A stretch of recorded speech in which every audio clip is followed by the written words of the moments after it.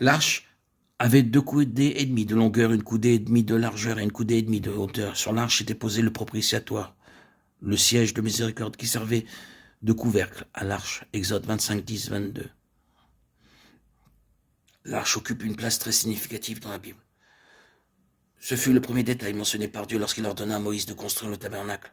Le jour où le tabernacle fut dressé, l'arche était la seule chose qui se trouvait dans le lieu très saint, alors que dans le parvis se trouvait l'autel des holocaustes et la cuve d'airain, et dans le lieu saint était placé le chandelier, la table des pleins de propositions, l'autel d'or des parfums.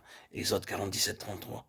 C'est dans le lieu très saint que Dieu se rencontrait avec l'homme et lui parlait par-dessus le propitiatoire. Entre les 2 chérubins d'or, l'arche était donc le centre du tabernacle. Il était fait d'or pur et était de la même longueur, de la même largeur que l'arche. De plus, 2 chérubins en or battu se trouvaient aux 2 extrémités de l'arche avec leurs ailes déployées vers le haut et couvrant le propitiatoire. Ces 2 chérubins avaient leur face tournée vers le propitiatoire en vis-à-vis.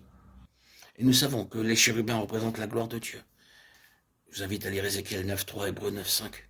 Dieu avait déclaré à Moïse, c'est là que je me rencontrerai avec toi du haut du propitiatoire entre les 2 chérubins placés sur l'arche du témoignage. Je te donnerai tous mes ordres pour les enfants d'Israël. Exode 25, 22. C'est depuis ce lieu qu'il désirait les conduire. Pendant toute la période de l'Ancien Testament, toute la grâce divine découlait de l'arche, et de même, durant la période de la Nouvelle Alliance, elle nous est pleinement accordée par Christ. Il nous est dit dans Lévitique 16 qu'une fois l'an, au 7e mois, le grand jour des expiations, le souverain sacrificateur portait le sang du taureau et du bouc dans le lieu très saint et en aspergeait le propitiatoire. De la même manière, le Seigneur a accompli l'œuvre de rédemption en répandant son sang. Son sang rappelle sans cesse devant Dieu que nous sommes pardonnés à cause de l'œuvre de rédemption déjà accomplie. De façon plus simple, l'arche typifie comment la grâce nous est accordée par Christ. En ayant Christ, nous avons avec nous la présence de Dieu. À cause de lui, nous pouvons être conduits par Dieu. L'arche, de manière très simple, typifie est le type du Seigneur Jésus. L'arche dans le tabernacle signifie sa présence, la présence de Dieu avec son peuple. De même, le Seigneur Jésus est venu pour manifester la présence de Dieu avec nous aujourd'hui. C'est pourquoi il est appelé Emmanuel, Matthieu 1, 23. Là où il se trouve, là où il est, se trouve aussi Dieu. L'arche est donc un type du Seigneur Jésus. L'arche dans l'Ancien Testament se trouvait dans le lieu très saint et Christ est aujourd'hui dans le sanctuaire céleste. Hébreux 8, 2 et 9, 24. Quand Dieu ordonna aux Juifs de construire le tabernacle, la première chose qu'il mentionna fut l'arche.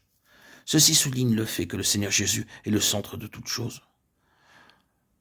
L'arche fut faite en bois d'acacia recouvert d'or intérieurement et extérieurement. Le bois d'acacia est très robuste et il peut suggérer l'humanité de notre Seigneur. Exode 25, 10, 22. L'or pur dans l'Écriture représente la justice de Dieu, la gloire de Dieu et tout ce qui est de Dieu. Ainsi donc, il nous parle de la divinité de notre Seigneur, Christ. Christ est à la fois homme et Dieu. Il a une nature humaine et divine.